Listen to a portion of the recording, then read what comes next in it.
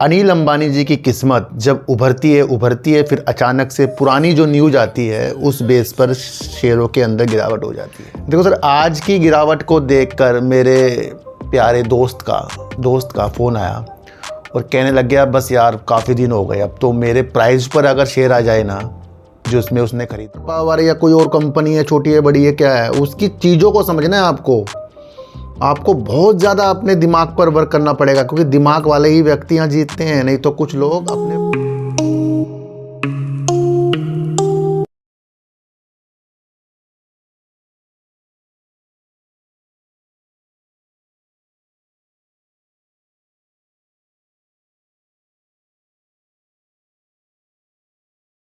नमस्कार, मैं स्वागत करता हूं आपका अपने ही चैनल पर जिसका नाम है सार्थक बाजार से। आज बात करेंगे सर, ट्राइडेंट का रिजल्ट आया, शुरुआत में तेज़ी, पर जो बाजार के अंदर आज गिरावट थी वो कहीं ना कहीं ट्राइडेंट की चीज़ों को धुंधला करके गई है। फिर भी कल मैंने आपको व्यापार समझौते के बारे में, जिस तरीके यूके और इंडिया के बारे में बताया था कि जो एक व्यापार समझौता हुआ वहाँ पर टेक्सटाइल की उम्मीदें फ्यूचर के लिए अच्छी हो सकती हैं। ट्राइडेंट देश की एक बड़ी कंपनी है जो कई देशों के अंदर अपनी चीज़ों को निर्यात करती है, तो उस स्थितियों को भी जानेंगे और बात करेंगे सर, अनिल अंबानी जी की किस्मत जब उभरती है फिर अचानक से पुरानी जो न्यूज़ आती है उस बेस पर शेयरों के अंदर गिरावट हो जाती है। पहले आरकॉम वाली न्यूज़ आई, उसकी वजह से कंपनी के अंदर गिरावट हुई है। फिर आज धोखेधड़ी वाली चीज़ें फिर से निकल कर आई हैं, ईडी के छापे वाली चीज़ें आई हैं, उसकी वजह से गिरावट हो रही हैं। इससे पहले आपको देखने को मिला था कि जब निविदाओं के लिए इनको मना कर दिया था। तो ये अनिल अंबानी जी जब भी उभरने की कोशिश में लगते हैं, यकीनन कहीं ना कहीं से कुछ ना कुछ न्यूज़ निकल कर ही आ जाती है, ये आप सबको ही पता है। चाहे इनकी कंपनी डिफेंस में अच्छे प्रोजेक्ट, अच्छी चीज़ों के लिए वर्क करने की सोच रही हो, देश के अंदर तीसरे नंबर की डिफेंस के लिए निर्यात करने वाली कंपनी के ऊपर जाने की स्थितियाँ बता रही हो, और इनकी आर पावर वाली कंपनियां आपको नवकरणीय ऊर्जा के लिए विदेशों में नीतियां बनाती हुई देखने को मिल रही हो, उसके बावजूद भी निगेटिव न्यूज़ असर डालती है। तो हम ये नहीं कह सकते कि जो चीज़ उभर रही है, कभी ना कभी उसके ऊपर कहीं ना कहीं से कुछ ना कुछ चीज़ें नहीं आ सकती या आ सकती है। तो हालातों पे आपको विशेष तौर पर ध्यान रखना चाहिए।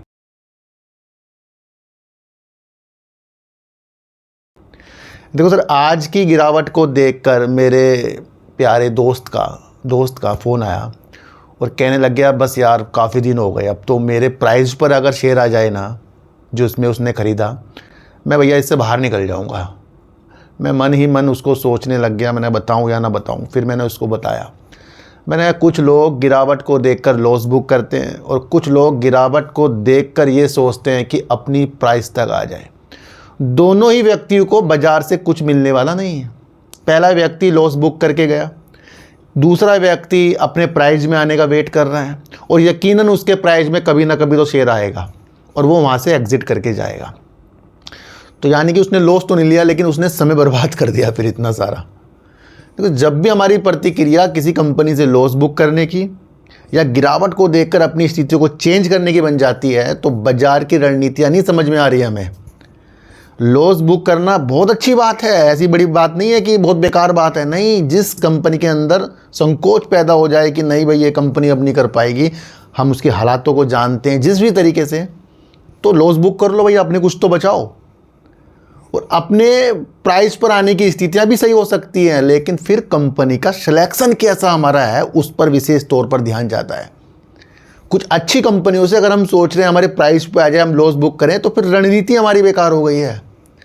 इस चैनल का माध्यम सिर्फ न्यूज़ बताने का नहीं है, इस चैनल का माध्यम उस साइकोलॉजी को उजागर करने का है जिसकी वजह से अमीर लोग अमीर होते जा रहे हैं, यानी कि जो पहले इन्वेस्टर थे और बड़े होते जा रहे हैं, क्योंकि वो इन गिरावटों में लॉस नहीं बुक कर रहे हैं अपना।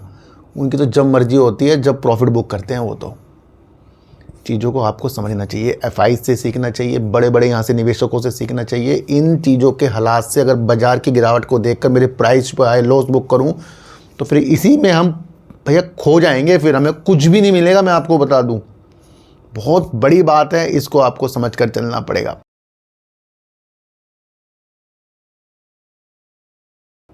दोस्तों ट्राइडेंट आपको पता है देश की एक बड़ी वस्त्र कंपनी यानी टेक्सटाइल वाली कंपनी है, रसायन वाली कंपनी, केमिकल वाली कंपनी है। दूसरा पेपर के ऊपर भी अच्छा खासा कंपनी वर्क करती है, काफ़ी चीज़ें इन्होंने पेटेंट भी करवा रखी है और कई देशों के अंदर अपनी स्थितियों को निर्यात के साथ भी आगे बढ़ाती है। कंपनी का Q1 का रिजल्ट भी आ गया है। कंपनी ने अपने प्रॉफिट को साल दर साल डबल कर दिया है। पहले इनका 70 करोड़ का था, अब 140 करोड़ का प्रॉफिट कर दिया है।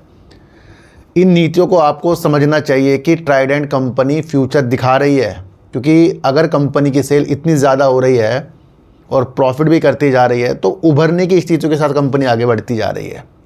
वो हालात हो जाते हैं, आज गिरावट हो गई तो वो तो अलग स्थितियाँ पैदा हो जाती है। दूसरा अगर मैं आपको बताऊं तो ट्राइडेंट के लिए राजस्व में मामूली गिरावट आई है, जो वॉलमार्ट और टारगेट जैसे प्रमुख वैश्विक खुदरा विक्रेताओं को होम टेक्सटाइल की आपूर्ति करती है। कुल खर्चों में 7% की गिरावट से प्रभावित हुई। घरेलू वस्त्र निर्यात और कागज उत्पाद बनाने वाली कंपनी ट्राइडेंट को अनुकूल कमोडिटी परिदृश्य का फायदा हुआ है। कपास की कीमतें जो पिछले साल मुश्किलें खड़ी कर रही थी अब नरम पड़ गई है, पिछले साल की 18% की तेज़ी के विपरीत, जिसने मुनाफे को कम कर दिया था। तो ये वो रणनीतियाँ, अब इसका हम देखते हैं मार्केट कैप क्या है और क्या इसका फंडामेंटल है। अगर मैं चीज़ों को आपको बताऊं तो अगर हमें समझ में आए तो अगर हम कंपनी का मार्केट कैप देखें तो 16,088 करोड़ का मार्केट कैप है। करंट प्राइस 31 रुपये 60 पैसे का है। 41 रुपये 50 पैसे का हाई कंपनी ने लगा रखा है और 23 रुपये कंपनी का लो है। और अगर हम एक चीज़ों को और समझें तो कंपनी डिविडेंड भी देती है, ये आप समझ कर चलना। देखो सर, कंपनी की सेल अगर मैं आपको बताऊं तो हज़ारों करोड़ों में हो रही है, 200-300 करोड़ की सेल नहीं है इनकी। जून 2024 में कंपनी की 1,743 करोड़ की सेल थी, 74 करोड़ का कंपनी ने प्रॉफिट किया था। लगातार कंपनी प्रॉफिट कर रही है। जून 2025 में कंपनी ने अपनी सेल को थोड़ा कम किया, जो 1,707 करोड़ की है, पर कंपनी ने अपने यहाँ पर खर्चे कम करके प्रॉफिट को बढ़ाकर दिखा दिया। तो यहाँ पर कंपनी अपनी ईमानदारी से वर्क कर रही है। अगर हम कंपनी का रिजर्व मार्च 2025 का देखें तो निरंतर बढ़ता जा रहा है, और अगर उधार देखें तो कंपनी अपने उधार को भी कम करके बैठी है। प्रमोटर अगर हम कंपनी के अंदर देखें तो 73.68% है। बड़ा विश्वास है कंपनी को अपनी चीज़ों के ऊपर, प्रमोटरों को। एफआईज कंपनी के अंदर अपनी होल्डिंग को कम करें 2.98% है। डीआईज कंपनी के अंदर थोड़ी सी अपनी होल्डिंग को बढ़ाया 0.12% है। पब्लिक कंपनी के अंदर 23.21% है और अदर कंपनी के अंदर 0.01% है। और इसी भी कंपनी से लोग सोच रहे होंगे भैया मेरे प्राइस पे आ जाए, मैं तो बाहर निकलूँगा इससे। तो ये बाहर निकलने वाली नीतियों के साथ ही मैं आपको बता रहा हूँ कि अच्छी अच्छी कंपनियों के अंदर आपके विशेष ध्यान अगर बाहर निकलने के, लॉस बुक करने के रहे तो फिर हम तो कुछ नहीं कर रहे हैं यहाँ पर, फिर तो हमें बड़े लोग लूट के जा रहे हैं यहाँ से। आपको रणनीति देखनी है, आपको ये नहीं देखना ट्राइडेंट है, आर पावर या कोई और कंपनी है, छोटी है बड़ी है क्या है, उसकी चीज़ों को समझना है आपको बहुत ज़्यादा अपने दिमाग पर वर्क करना पड़ेगा, क्योंकि दिमाग वाले ही व्यक्ति यहाँ जीतते हैं, नहीं तो कुछ लोग अपने प्राइस पे आने का वेट करते हैं। तो उस स्थितियों को भी आपको समझ कर चलना पड़ेगा।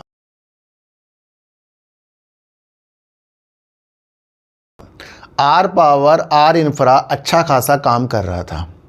पहले एक न्यूज़ ने इफेक्ट डाला, आरकॉम का फ्रॉड वाला न्यूज़ थी, उससे शेयरों के अंदर गिरावट आई। फिर कंपनी ने कहा इससे हमारा कोई फ़र्क पड़ने वाला नहीं। फिर कंपनी की अच्छी अच्छी न्यूज़ निकल कर आई, दोनों शेयर कंपनी के बड़ी बड़ी तेज़ी के साथ भागे, आर पावर और आर इंफ्रा। फिर एक न्यूज़ निकल कर आई, उस न्यूज़ को अगर हम चीज़ों को समझें तो उस न्यूज़ के अंदर हमें देखने को मिल रहा है कि भैया अनिल अंबानी से जुड़े ठिकानों पर ईडी की छापेमारी के बाद रिलायंस इंफ्रा, रिलायंस पावर के शेयरों में 2 दिनों में 10% की गिरावट आ गई। तो जब बड़े बड़े निवेशक या हम जैसे निवेशक ईडी का नाम सुन लें, सेबी का नाम सुन लें, तो भैया टेंशन तो होने वाली है। और वही चीज़ को देखकर इसके अंदर लोअर सर्किट भी आपको देखने को मिले, क्योंकि आप और हम घबरा जाएंगे भैया ईडी का क्या मामला इस चक्कर में आ गया जो इनके ठिकानों पे छापेमारी हो रही है। पर कंपनी ने इसके अंदर भी स्पष्टीकरण दिया है ना, तो उस चीज़ को भी हम समझेंगे। पहले समझेंगे ये न्यूज़ बोल क्या रही है। रिलायंस इंफ्रास्ट्रक्चर, रिलायंस पावर के शेयरों में 2 सत्रों में 10% की गिरावट आई है। शुक्रवार को ईडी द्वारा 3,000 करोड़ रुपए के यस बैंक ऋण धोखाधड़ी जांच में अनिल अंबानी से जुड़े कई ठिकानों पर छापेमारी के बाद ये शेयर 5% के लोअर सर्किट पर पहुंच गए। बीएसई पर रिलायंस पावर 5% गिरकर 56.72 रुपये पर आ गया, जबकि रिलायंस इंफ्रास्ट्रक्चर का शेयर 5% गिरकर 342 रुपये करीब का आ गया। ईडी ने गुरुवार को यस बैंक द्वारा 2017-2019 के बीच स्वीकृत ऋणों से संबंधित मनी लॉन्ड्रिंग की जांच के तहत अंबानी से जुड़े 40 से 50 परिसरों की तलाशी ली। एजेंसी के अनुसार लगभग 3,000 करोड़ के ये ऋण कथित तौर पर सेल कंपनियों और समूह की अन्य संस्थाओं को हस्तांतरित किए गए थे। मतलब ये जो चीज़ें हैं ये यस बैंक से ऋण लेने वाली है, पर ईडी इसके अंदर ये चीज़ें हमें समझने को मिल रही है कि ये अपनी कई कंपनियों को बनाकर उसके अंदर पैसे को हस्तांतर यानी मनी लॉन्ड्रिंग की स्थितियों के साथ ये लोन की चीज़ें हुई थी। तो ये एक बहुत बड़ी रणनीति वाली न्यूज़ है, मतलब ये गंभीर न्यूज़ है। पर जब तक के जांच चल रही है और उसके बाद जब कुछ भी चीज़ निकल कर आएगी फिर उस बेस पर ये चीज़ें होने वाली है। तो ये गंभीर न्यूज़ है, यहाँ आप समझ कर चलना। दूसरा अगर मैं आपको बताऊं तो ईडी ने कहा कि उसके शुरुआती निष्कर्षों से यस बैंक की ऋण स्वीकृति प्रक्रिया में गंभीर अनियमितताओं का संकेत मिलता है, जिनमें पिछली तारीख के दस्तावेज अनुमोदन तिथियों पर या उससे पहले ऋण वितरण और उचित परिश्रम का अभाव शामिल है। कथित तौर पर कमजोर वित्तीय स्थिति और ओवरलैपिंग निदेशक पदों वाली संस्थाओं को ऋण स्वीकृत किए गए, जिससे खातों के संभावित एवरग्रीनिंग और ऋण मानदंडों का उल्लंघन के लेकर चिंताएं बढ़ गई है। यानी कि अगर जिस भी जो इनकी कंपनी को लोन प्रोवाइड किए गए थे तो वो उस हिसाब से वर्क नहीं कर रही थी और उसके बावजूद भी ऋण स्वीकृत हुए हैं। तो ये ईडी अपनी स्थितियों के साथ बता रहा है। तो ये गंभीर न्यूज़ आपके सामने निकल कर आई है। एजेंसी ने ऋण के संबंध में बैंक के प्रमोटर सहित यस बैंक के अधिकारियों की संभावित रिश्वतखोरी के संकेत भी बताए। यानी कि इसमें पहले जब ये मामला हुआ था तो जो बैंक के कर्मचारी अधिकारी जो भी थे उनके ऊपर रिश्वतखोरी का मामला भी इसके अंदर उजागर हो रहा है। तो यानी कि हाँ, यस बैंक की स्थिति अभी आपको समझ कर चलनी पड़ेगी।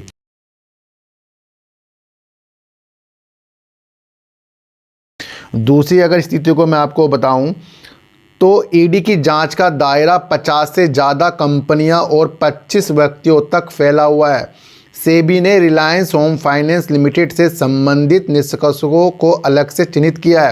यानी कि रिलायंस होम जो इनकी कंपनी है उसको अलग से इन्होंने सेबी ने अलग से चिन्हित किया है, उसे टारगेट पर रखा है, जिसमें कहा गया है कि कंपनी की कॉरपोरेट ऋण पुस्तिका 1 साल के भीतर 2 गुनी से भी ज़्यादा हो गई, जिससे आंतरिक नियंत्रण विफलताओं और संभावित नियमित उल्लंघन को लेकर चिंताएं बढ़ गई है। यानी कि ऋण जो इनकी डबल की स्थिति के साथ हो गई, तो ये चिंता का विषय था। तो सेबी इस तरीके से इसके अन्य निष्कर्षों तक पहुँचने के लिए भी जाँच कर रहा है, ये आप समझ कर चलना। तो कहीं ना कहीं ये मामला उलझा हुआ है और कब तक के चलता है उसी के बेस पर चीज़ें आगे बढ़ने वाले। मैं आपको इतनी से एक बात बता दूं। दूसरी अगर हम देखें तो छापेमारी और चल रही जांच के कारण अनिल अंबानी के नेतृत्व वाली समूह कंपनियों के प्रति निवेशकों की धारणा प्रभावित हुई है, जिससे रिलायंस इंफ्रा और रिलायंस पावर दोनों के शेयरों में बिकवाली हुई है। मैंने आपको अभी शुरुआती तौर पर यह बताया ना कि जिस तरीके से छापेमारी हो रही तो घबरा जाते हैं निवेशक, तो वही ये एक माहौल है जिससे इसके कंपनियों में बिकवाली का माहौल पैदा हुआ है। दूसरी स्थिति को अगर हम समझें तो दोनों कंपनियों ने ईडी की कार्रवाई का जवाब दिया। यानी रिलायंस इंफ्रा और रिलायंस पावर ने अलग अलग एक्सचेंज फाइलिंग में जांच के दायरे में आए लेन देन में किसी भी तरह की संलिप्तता से इनकार किया और कहा कि प्रवर्तन कार्रवाई का उनके व्यवसाय पर कोई परिचालन या वित्तीय प्रभाव नहीं पड़ेगा। यानी कि रिलायंस पावर, रिलायंस इंफ्रा ने जो ये जांच हो रही है उसके ऊपर बताया कि इनके परिचालन और इनकी वित्तीय चीज़ों में फ़र्क नहीं पड़ेगा। पर शेयर में तो पड़ा है ना, कंपनी के अंदर नहीं पड़ा, पर शेयर बाज़ार के अंदर प्राइस के अंदर तो फ़र्क पड़ गया ना। अब इसके अंदर ये स्पष्टीकरण दोनों कंपनियों के द्वारा दिया गया है, इस पे भी अब ईडी और या सेबी की तरफ से कुछ चीज़ें आनी बाकी होगी, इसे भी आपको समझकर चलना पड़ेगा। कंपनियों ने कहा कि ये रिपोर्ट रिलायंस कम्युनिकेशन लिमिटेड या रिलायंस होम फाइनेंस लिमिटेड के 10 साल से ज़्यादा पुराने लेन देन से संबंधित आरोपों संबंधित प्रतीत होता है। यानी कि 10 साल पुराने ये लेन देन है उसके प्रति ये दोबारा से किताबें खुली हैं और उसके बावजूद दोनों कंपनियों के ऊपर, अनिल अंबानी के ऊपर ये स्थितियाँ ईडी और सेबी की पैदा हुई है।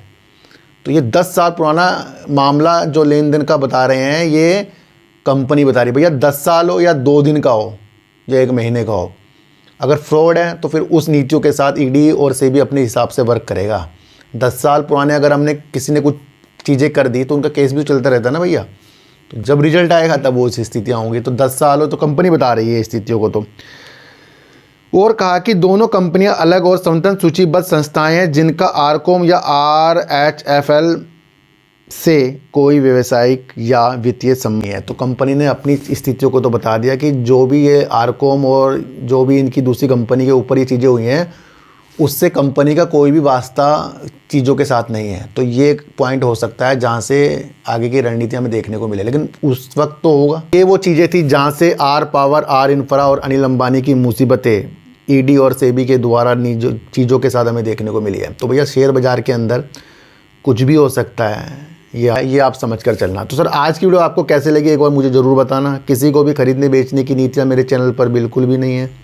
मेरी जो भी वीडियो बनती है भैया न्यूज़ बेस बनती है। मैं आपको इतनी से एक बात बता दूं, तो सर सच्ची वीडियो देखिए, अच्छी वीडियो देखिए, समझ कर देखिए। किसी की भी बातों में आपको आना नहीं। फिर से बता रहा हूँ, चाहे मैं क्यों ना हूँ, अपनी एनालाइज को इतना तेज़ कर लो कि कोई भी आपको हाथ पकड़कर शेयरों को खरीदवा बिकवा ना सके। और लॉस बुक करने से पहले कंपनी की जाँच और प्राइस पर आने पर बुक करना अपना, मतलब जितना मनी बच जाए। फिर भी कंपनी की जाँच आपको करनी चाहिए कि भैया कंपनियाँ कैसी हैं, चीज़ें कैसी हैं, या फिर गिरावट को देखकर हमारा मन बन रहा है। तो ये स्थिति आपको समझकर चलनी पड़ेगी। तो सर चींटी को आटा दीजिए, गाय को रोटी दीजिए और अपने बच्चों को ज़्यादा से ज़्यादा प्यार कीजिए, क्योंकि बच्चे ही आपकी मासूमियत से किस्मत पलटेंगे। तो फिर मिलेंगे आपसे नई वीडियो के साथ। जब तक के लिए नमस्कार।